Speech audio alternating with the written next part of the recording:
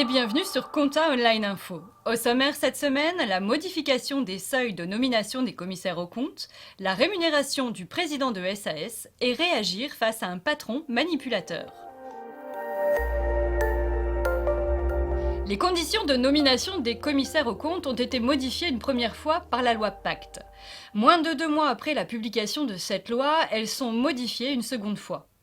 Cette modification concerne la possibilité pour les associés de certaines sociétés de demander la nomination du CAC.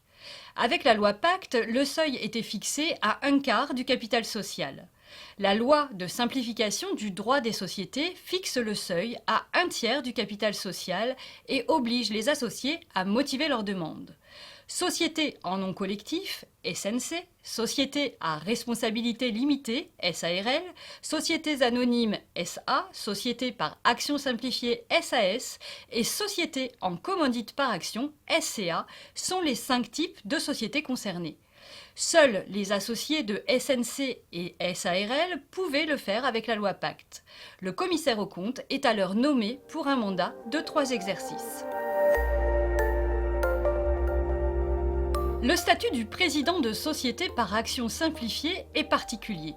C'est un mandataire social qui bénéficie d'une fiche de paye.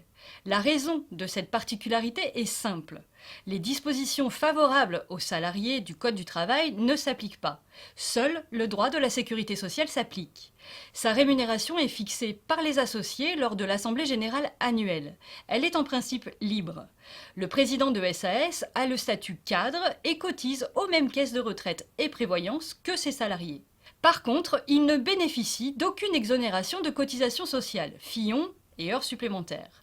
Il peut seulement obtenir l'ACRE, l'aide aux créateurs repreneurs d'entreprise.